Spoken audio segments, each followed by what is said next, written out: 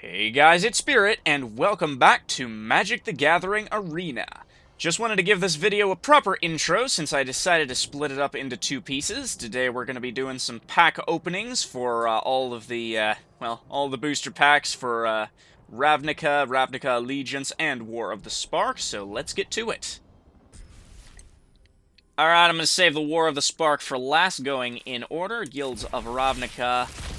Let's see what we've got here. Gateway Plaza, very nice. Oh, and I'm gonna rack up my my wild cards very efficiently. Gateway Plaza, not bad. Radical Idea, Celestial Locket. Not too bad, not too good. Pretty standard. World Soul Colossus enters the battlefield with X 1/1 counters on it for each mana you spent on it. That is exceptionally good. And then let's see what we get for our rare. Izoni Thousand-Eyed. I think I was actually planning on using her in a black-green commander deck IRL. So, all of you go back there. Let's see what else we can get. Ooh, we've got some Izet stuff. Ooh, Crackling Drake, you're pretty good. It's like a discount, it's like a discount, one of those, whatever the thing is from, Amonkhet, the Drake of Secrets thing. It does basically the same thing. Anyway, I got that one, got you, got some spiders, got some enchanted stuff. Thoughtbound Phantasm. Whenever you surveil, it gets a 1/1 counter, and it can attack as long as it doesn't have can attack as if it didn't have defender as long as it has a 1/1 counter on it. That might be good for my Merfolk deck. And we get Venerated Loxodon as our rare. Enters the battlefield, put a 1/1 counter on each creature that convoked it. I might actually go and make a green-white 1/1 counter deck, just from all the stuff I'm getting for that. Getting some nice Celestia stuff out of these. Let me see here. Got some Izet Locket, got the Golgari Locket, Death Touch. I got another wild card. Got some more Flame. Ooh, we got the Rampaging Monument. I'm wanting to build an artifact deck in real life, so I have one of these, and it's definitely going in. Crushing Canopy. Let's see here. Ooh, we've got this guy. What do you do? Hexproof. You can't cast non-creature spells. Well, that's very disconcerting. A spell. Nullhide. Ferox loses all abilities until end of turn. Target any player may activate this ability. What?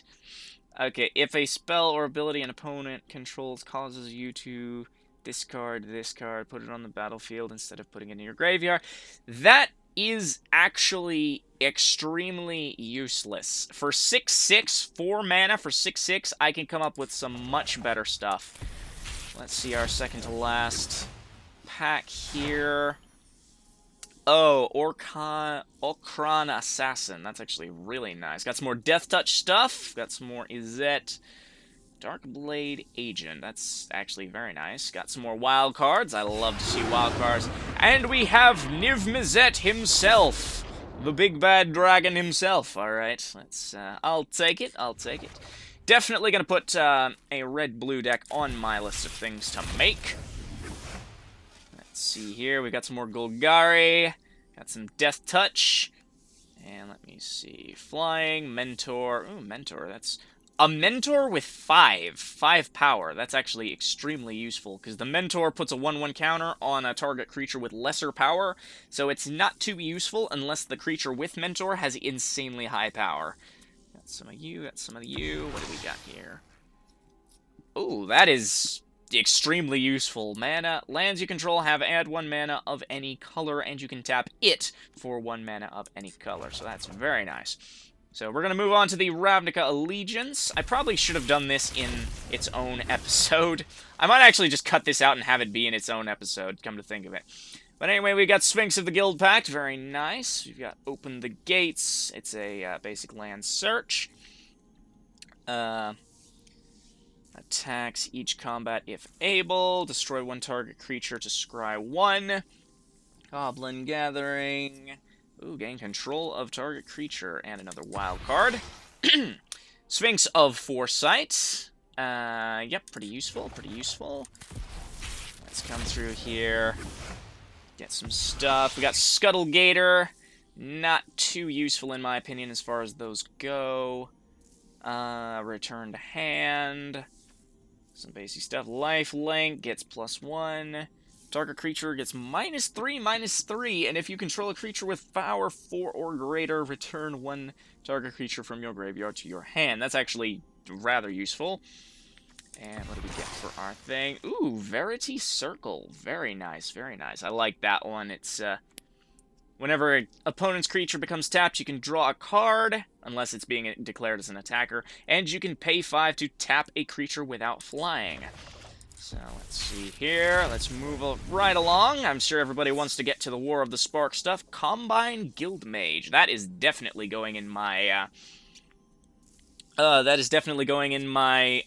green-blue deck that we played today. This turn, each creature you control enter the battlefield with an additional 1/1 counter, and move a 1/1 counter from target creature you control to another target creature you control. So, anyway, Law Mage's Binding. It's basically a can't attack or block, and its activated abilities can't be activated. That's actually very nice. Rubble Reading, destroy a land to scry 2. Kinda good, kinda good. Trollbred Guardian, I like this guy. Each creature with a 1/1 counter cannot... each creature you control with a 1/1 counter has trample. And... okay, just a 5/2 with a decrease card. Another wild card. And we get another Sphinx of Foresight. So let's see, here we go. Moving right along, moving right along.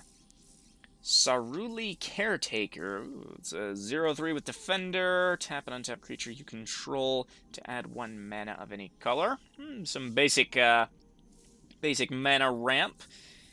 Let me see. Destroy target creature or destroy target artifact. No, it's destroy target artifact or creature with Defender. It's not as useful. Got a Riot creature. I want to build as well a red-green deck with everything with Riot. Everything has Riot, yes. And deals 1 damage when it dies. Knight of the Last Breath up here. Sacrifice another non-token creature to create a 1/1 white and black spirit with flying, which is actually rather useful in a Orzhov deck, because almost everything in the Orzhov guild has Afterlife. Well, when it dies, it gets a thing. Orzhov Enforcer. Afterlife, by the way, for those who aren't familiar, when this creature dies, create that many 1/1 white and black spirit tokens with flying. So that's what Orzhov is meant to do. Let's get this amplified. Oh, I have not seen this. Beginning of your upkeep. Reveal cards from the top of your library till you reveal a creature. Till your next turn, this becomes twice that target creature's power, and its base toughness becomes twice that creature's toughness. That's actually kind of useful if you can pull a good creature. That might be good in a green-red deck where you have a lot of powerful creatures. So, let's see here. Let's get on with our last Ravnica Allegiance. Can I get some more Simic stuff? Alright, we got another wild card. Yes, we have some more Simic stuff. Incubation and Incongruity. That poor mage did not check the compatibility of their genome or something.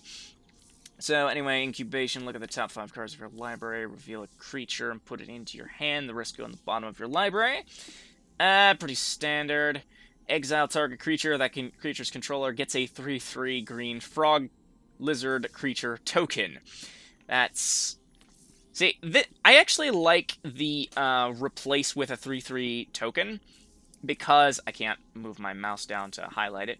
But anyway, that effect is actually really good, because not only is it useful for destroying an opposing creature, and at the cost of giving them a 3/3 token, it's also useful if you want to destroy your own 1/1 creatures and ramp them up to a 3/3. It's very adaptable, very fluid, just like the Simic guild itself, so I really like those kinds of effects. We've got Forbidding Spirit. Enters the battlefield until your next turn. Target creature can't attack you or a planeswalker you control unless they pay 2 for each of those creatures, like the good little Orzhov that they are, making your opponent pay to do anything. Alright. Let me You see, target creature gains Death Touch. I like that. Got one of you, one more of you. Rakdos Rustabout. That you can, whenever it becomes blocked, it deals 1 damage to the player or planeswalker it's attacking. That's discount Afflict from anyone who's familiar with Amonkhet. And then we have Undercity's Embrace. Target player sacrifices a creature, and if you control a creature with 4 power or greater, you gain 4 life. That's the creepiest image in the entire game. And, ooh, I got a rare wild card from that. That's nice. So now the moment everyone has been waiting for, the War of the Spark pack openings. I'm probably going to be stopping to read a lot of these. Ooh, we have Samut Tyrant Smasher. You have Planeswalker. Creatures you control have haste, and you can have a -1 to target creature gains 2, 1, and haste until end of turn, and you scry 1. That's one of the new Planeswalkers that have come out, new style of Planeswalkers that come out in War of the Spark. They have like a passive ability and then one minus power ability, because all of these, I assume, are lesser Planeswalkers who have not yet mastered their abilities. Sadly, most of them will not get to master their abilities. But anyway, we have Death Sprout, destroy target creature, and search for a land. Okay, Tamio's Epiphany. Ooh. What is the lore for this one? That looks like Kefnit. Only to observe. Aha! Tamio wished only to observe the war, but soon realized neutrality was not an option. Of course you do. As one does. So you scry 4 and then draw 2. That's actually really useful. So, anyway, Bloom Hulk enters the battlefield. You proliferate, which is, what is that, actually? Choose a number of permanents and or players, then give each another counter of each kind already there. That's actually incredibly useful, because that gives an extra counter to target permanent or player. So I could probably use that in conjunction with Simic Ascendancy really, really effectively. So let me see. Heartfire as an additional cost. Sacrifice a creature or planeswalker to do 4 damage. Not that good unless you're running a token deck with a lot of stuff to spare. Chandra's Pyrohelix, 2 damage divided among 2 targets. Now let's see, what have we got. Feel the heat of my flames! Ooh, we've got Sarkhan the Masterless. What do you do? Whenever a creature attacks you or a planeswalker you control, each dragon you control deals 1 damage to that creature. Ooh. Until end of turn, each planeswalker you control becomes a 4/4 red dragon. Ooh, that's actually incredibly useful. I'm going to put making a red-green deck on the top of my to-do list, because Sarkhan here is pulling out the dragons. And then he can -3 to create a 4/4 red dragon token with flying. That's very nice, very nice. Alright, so let's move on to the next one. Here we go. We got a Lazotep Behemoth. That's actually... okay. Look at this flavor text of Boros Legionnaire goes, I know I should be more concerned, but a big blue zombie-potamus from beyond the stars, this is what they're invading us with? They cannot take this stuff seriously. But anyway, that's a 5-mana, 5/4 zombie. Pretty standard beat stick. Nahiri's Stoneblades. Up to 2 target creatures gain 2/0 till end of turn. Pretty standard, standard thing. Bleeding Edge. Up to 1 target creature gets... Up to 1 target creature gets -2/2 until end of turn, and you amass 2. And amass is the new mechanic from War of the Spark. It puts it puts X number of +1/+1 counters on an army you control, and if you don't have an army, you create a 0/0 black zombie army token first to put your 1/1 counters on. So it's like your army ramping up in power. Also, can I just say, the Eternals look frickin' sick. Okay, so we've got Iron Bully over here. Menace. When it enters the field, put a 1/1 counter on target creature. Oh my god, look at the flavor text on some of these. the flavor text, the commander goes, why would someone have built... Wait, never mind. Send it to the front lines. It's like, we need all the help we can get. Never mind. Okay, Relentless Advance is just a 4 mana amass 3. And I got a wild token and a mythic rare wild card. That's actually very useful. Oh yes, and mana geode over here. When it enters the battlefield, scry 1, and you can tap it to add 1 mana of any color. That's actually very useful. Let me see. I love the relics that give, or the artifacts that give +1 mana of any color. They're all useful in their own way. All right, we got another one of those. Dovin's Veto. This spell can't be countered. A counter target non-creature spell. Ooh, that's kind of useful, kind of not. Well, actually, 2 mana to counter a non-creature spell. That's kind of good, kind of good. Ugins, or Ugin, whatever the heck the name of Bolas's brother is, his Conjurant. It's a Spirit Monk. It's a colorless Spirit Monk. That's, wow, it's a colorless creature. I've never seen one of those before. Okay, enters the battlefield with X 1/1 counters on it. If damage would be dealt to it while it has 1/1 counters on it, prevent that damage and remove that many 1/1 counters from it. So that's gonna be put that in a 1/1 counter deck, and just have it be your bullet sponge, as it were. So. Alright, Samut Sprint. Target creature gains 2/1 and gains haste until end of turn, and you scry 1. Alright, Toll of the Invasion. Target opponent reveals their hand, choose a non-land card from it. This player discards that card, and amass 1. So that's going to be pretty useful in an amass-focused deck. Crunch Wrangler. Trample. Creature with power 4 or greater enters the field. Put a 1/1 counter on this card. And Defiant Strike. Target creature gains 1/1 or 1/0 until end of turn, and you draw a card. And then Kaya's Ghost Form. Enchant target creature or planeswalker. When enchanted permanent dies or is exiled, return it to the battlefield under your control. That's actually pretty useful. Pretty useful. For 1 mana, no less. That's actually really nice. So, let's see what we've got here. Mobilize District. Tap to add 1 colorless mana, and do 4. Becomes a 3/3 citizen creature with vigilance until end of turn. Its ability costs 1 less for each legendary creature and planeswalker you control. So this is going to be pretty useful for a token-focused deck that uses a lot of planeswalkers or legendaries. So anyway, let us move on to our second-to-last choice. We have another Ugin's Conjurant. Pretty good. Gideon's Sacrifice. Ooh. Choose a creature or planeswalker you control. All damage that would be dealt this turn to you and permanents you control is instead dealt to chosen permanent instead.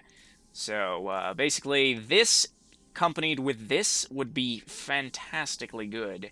So, I might actually put this in the green-white 1/1 counter deck, because, okay, this is a white creature, so, it'd go fairly well with that. And then Tithebearer Giant. Let me see, what do your flavor texts say? I've always said full war chest wins wars, but I didn't mean by bashing skulls with them. Okay. Tithebearer Giant enters the battlefield, draw 1 card, and lose 1 life. Not too awful good for 6 mana. I can think of better things with 6 mana. And we have Spark Harvest. We have the Eternals harvesting planeswalker sparks. Sacrifice a creature or pay an additional 4 mana to destroy target creature or planeswalker. In a token-focused deck, that would actually be kind of useful, because, well, to destroy a target creature or planeswalker for 1 mana, if you have a spare creature to discard, is actually pretty good, and that is the most adorable thing I've ever seen. That turned an Eternal into a frog. My gosh. Okay. Enchanted creature loses all abilities and has base power and toughness of 1. That is, for 2 mana, that is absurdly good. Alright, then we have Chain Whip Cyclops. It's a 4-4 for 5 mana. And let me see, for 4 mana, target creature can't block this turn. Kinda good enough for a red deck. What we got for Deliver Unto Evil. That's Bolas taking command of the city. And choose up to 4 creatures from your graveyard. If you control a Bolas Planeswalker, return those to your hand. Otherwise, an opponent chooses 2 of them and leave the chosen 2 in your graveyard. Put the rest into your hand. Okay? Okay. Then we have Angrath's Rampage. Target player sacrifices an artifact, creature, or planeswalker. That's actually pretty useful for a red-black destroyer deck. So our last War of the Spark pack for the day. Moving on, we have a reskin of Ajani's Pride Mate. Pretty nice. We have Challenger Troll. Each creature you control with more than 4 power can't be blocked by more than 1 creature. We have Forced Landing. Oh, I knew Bolas was using other creatures besides humans in his Eternal Army, but that's a straight-up dragon. That's... If I was gonna make an army of stuff, I would pick, like, the most powerful creature that I could imagine, because it's gonna have about the same mental faculties no matter what, because if you turn a human creature into a zombie and mind control it with necromancy, it's probably gonna have about the same amount of stuff as a dragon with such. But anyway, put target creature with flying on the bottom of its owner's library. My gosh. That's insanely powerful. Oh my gosh. Okay, so we've got Aven Eternal. It's flying, and when it enters the battlefield, you amass 1. So... Oh, I've never seen the Firemane Angels so anxious. Right. Okay, so we've got Pouncing Lynx. As long as it's your turn, it has first strike. And let me see, Arlen's Wolf. Arlen's Wolf can't be blocked by creatures with power 2 or less. Combine that with stuff that lowers your opponent's power. That'll be pretty useful. And Martyr for the cause. When it dies, you proliferate, adding 1 additional token of the type... No, not token. Counter. It puts an additional counter of the type that's on a target permanent or player. So those are pretty useful. And we have, for our last one, Role Reversal. Exchange control of 2 target permanents that share a permanent type. So 2 enchantments, 2 creatures, 2 planeswalkers, etc. So all in all, we've got some pretty good stuff. A lot of junk, but as usual, but some pretty nice stuff. I'm going to work on building some more decks of some of the colors, like white-green counter-focused deck, a green-red power-focused deck with Riot, and, well, next time we might do some more pack openings, might do some deck tech stuff, like theory crafting, what kind of cards would go into a good deck, or I might just make a good deck and play with it and see how it goes. But anyway, thank you all for watching. If you liked what you saw, please leave a like. If you want to see more, then please do subscribe, and make sure to follow me on social media so you never miss an update. Until next time, I'm Spirit, and I will see you all later.